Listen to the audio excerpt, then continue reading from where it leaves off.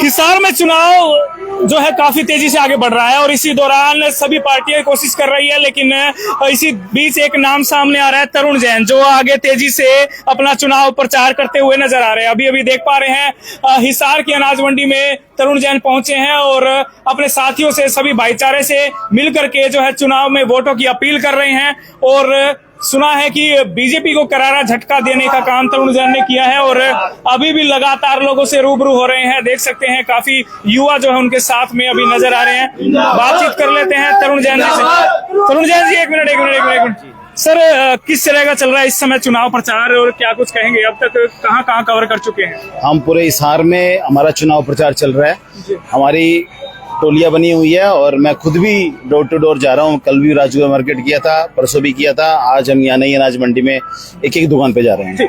कमल गुप्ता जी कह रहे हैं कि जो उन्होंने पार्टी छोड़ करके जो धोखा किया, इसका हर्जाना उन्हें भुगतना पड़ेगा। आपके बारे में ऐसा क्यों कहा जा रहा है, ये बताइए। धोखा तो पार्टी ने मेरे साथ किया और धोखा तो कमल गुप्ता जी ने हिसार की जनता के साथ किया 10 साल मंत्री बनकर। जी, ऐसा क्या आगे धोखा किया? मैंने तो ये भी कहा था कि नैतिकता के तौर पे कमल गुप्ता जी की जमानत जो जब्त हो रही है, नैतिकता के तौर पे उनको अपनी पार्टी को अपनी टिकट वापस कर देनी चाहिए और पार्टी को किसी अच्छे उम्मीदवार को टिकट देनी चाहिए।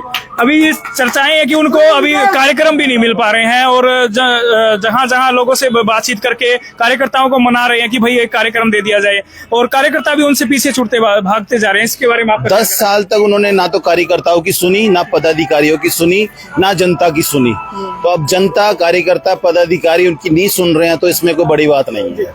एक तरफ जो है बात करूं तो संजय सातोड़िया ने कहा कि भाई वो जहाज उड़ाने की बात कर रहे थे, लेकिन उनका जहाज डूबने वाला है। रोड पर पानी, सीवरेज समस्या ये उनको डुबोल देगी। तो क्या लगता है, उनकी बात से सहमत है? अभी तो ना उनका जो जहाज उड़ाने की बात कर रहे थे, उनका जहाज क्रैश हो चुका है और जिस पैराशूट को लेके वो कूदे वो पैराशूट भी फट चुका है। ऐसी कौन सी सिफारिश थी जो पार्टी से और पदाधिकारियों से बड़ी होकर के उन्हें टिकट दे दी, जब 10 साल का पता था? पार्टी ने अपने पैर पे कुल्हाड़ा मारा है तो पार्टी को इस बात का हर्जाना 8 तारीख को जो मिलेगा वो पता चल जाएगा। जी, कमल गुप्ता जी से नाराज तो दुनिया है। सावित्री जी के बारे में क्या कहना चाह रहे हैं? सावित्री जिंदल जी भी ना कहीं जो हिसार की जनता को लगता है कि ये भारतीय जनता पार्टी ने ही प्रेशर करके उनको खड़ा किया गया है। वो इसलिए खड़ा किया गया है कि उन भारतीय जनता पार्टी का जो इंटरनल सोर्स था उनको पता चल गया कि कमल गुप्ता जी जो उनके उम्मीदवार है, जो कमल के निशान पर कमल गुप्ता चुनाव लड़ रहे हैं, उनकी जमानत जब्त होने जा रही है।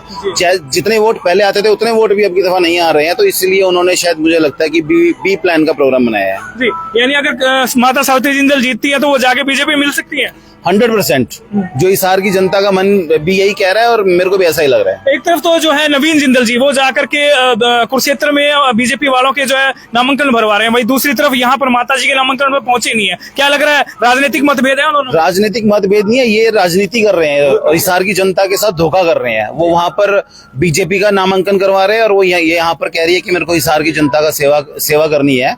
तो मैं समझता हूँ कि वो इतना धनाढ़, इतना बड़ा परिवार है, अगर उनको हिसार की सेवा करनी होती माता जी ने, तो वो 10 साल हिसार से गायब नहीं रहते और हिसार की सेवा निरंतर करते रहते। और वो उनके पास इतने सारे सोर्सेज है, अरबों खरबों रुपए हैं उनके पास। हिसार की सेवा करने के लिए एक छोटे से एमएलए बनने की जरूरत नहीं होती। एक व्यक्ति ने उनसे पूछ लिया कि माता जी, अब जिस तरीके से 10 साल आप विपक्ष में रह के हमारी आवाज तो उठाई नहीं, अब वोटों के टाइम आप हमारे बीच आएंगे, तो क्या लगता है एक व्यक्ति ने ऐसा कहा, सभी ऐसा सवाल करेंगे? जनता तो सवाल करेगी। जनता ना एक आईना होती है, जनता सब दिखा देती है, जनता को सब पता होता है। जनता ये 5 साल नहीं बोलती तो इसका मतलब ये नहीं है कि जनता को पता नहीं है।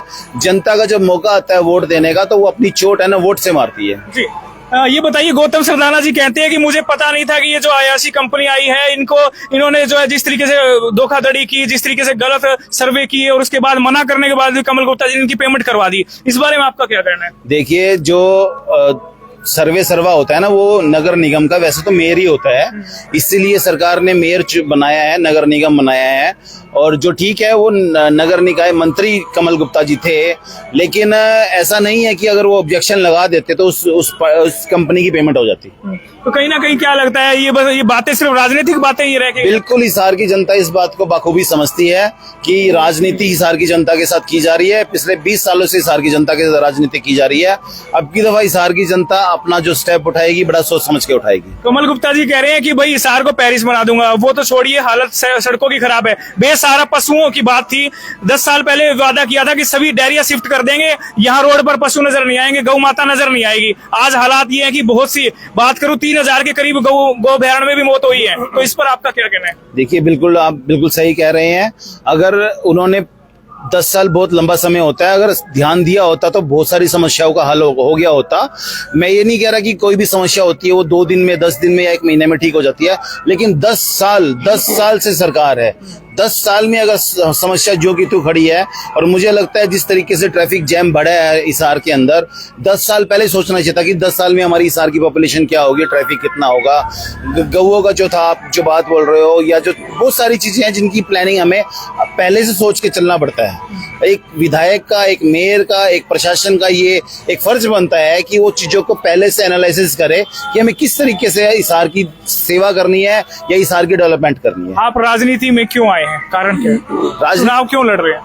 राजनीति में आने का कारण कोई नहीं होता है।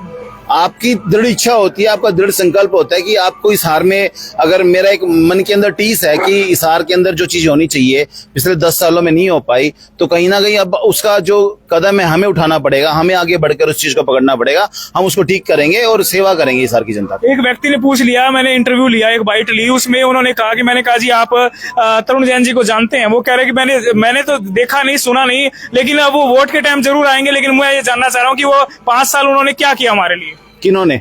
तरुण जैन जी ने लोगों के लिए, भलाई के लिए क्या काम किया? मैं तो लगातार पिछले 15 सालों से समाज सेवा कर रहा हूँ और लगातार लोगों के बीच में रहता हूँ। लगातार मेरा कोई ऐसा सिक्योरिटी गार्ड नहीं है मेरे पास, कोई ऐसा पीए नहीं है मेरे पास जिसको पूछ के किसी को आना पड़े। और देखा तो उन्होंने शायद नरेंद्र मोदी को भी नहीं होगा, देखा तो उन्होंने शायद राहुल गांधी को भी नहीं होगा। इतनी समस्याएं आपने हल कर दी, कौन कौन से विकास कार्य सरकार में रह के कर दिए? कोषाध्यक्ष थे, जिला कोषाध्यक्ष थे। जिला कोषाध्यक्ष के पास कोई पावर या कोई बजट नहीं होती है कि आपके पास था। वो कोई खजाना नहीं होता है, वो पार्टी का खजाना होता है। उसको आप कैसे, कोई जो 40 साल से जो हमारे सीवर लाइन डले हुए हैं या जो उनको बदलने का काम है, वो कोषाध्यक्ष नहीं कर सकता।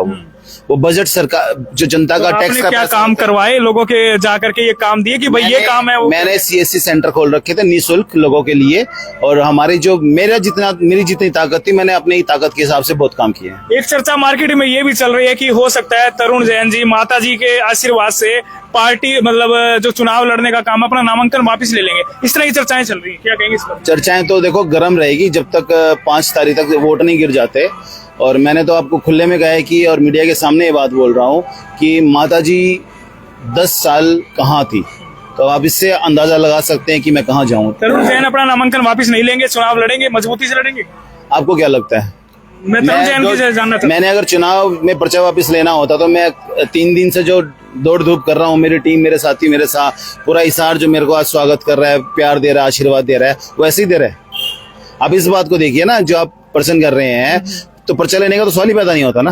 तो मजबूती से चुनाव लड़ेंगे और जीतेंगे। मजबूती से चुनाव लड़ रहे हैं और मजबूती से चुनाव जीतेंगे। आखिर में क्या मैसेज तमाम दर्शकों को देना चाहेंगे? मैं हिसार की जनता को बहुत समझदार समझता हूँ।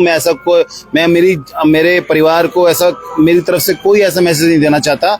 मैं सिर्फ मुझे मालूम है हिसार की जनता अब की दफा बहुत अच्छा डिसीजन लेगी और बहुत अच्छे तरीके से अपने बेटे को, अपने भाई को वोट देके उसको आगे लेके आएगी, और वो देखेगी फिर समझेगी कि 5 साल तक सुख दुख में और उनके जो मूलभूत सुविधाएं, उनके लिए मैं उनकी लड़ाई लड़ूंगा। बहुत बढ़िया, धन्यवाद। तो ये थे हमारे साथ तरुण जैन, जिन्होंने जबरदस्त इंटरव्यू दिया, जबरदस्त तरीके से डॉक्टर कमल गुप्ता पर बरसे भी और कमल गुप्ता जी के सवालों का जवाब भी दिया, और बता दिया कि कमल गुप्ता जी अगर कोई टक्कर दे सकता है तो तरुण जैन है, जो मजबूती से चुनाव लड़ रहा है। अगर कोई टक्कर दे सकता है माता सावित्री जिंदल को, तो वो तरुण जैन है, जो लोगों से मिल रहा है, लोगों के रूबरू है और लोगों के बीच अपनी बात रख रहा है। ये बात उन्होंने जबरदस्त तरीके से बता दी है और जवाब मांगा है। उन 5 सालों का जवाब मांगा है, उन 10 सालों का जवाब मांगा है कि 10 साल आपने क्या किया माता सावित्री जी, 10 साल कमल गुप्ता जी आपने क्या किया। वो तमाम सवालों के जवाब जो है तरुण लगातार पूछ रहे हैं, जनता के बीच जा रहे हैं, लोगों से रूबरू हो रहे हैं और अपनी बात रखते हुए नजर आ रहे हैं। धन्यवाद।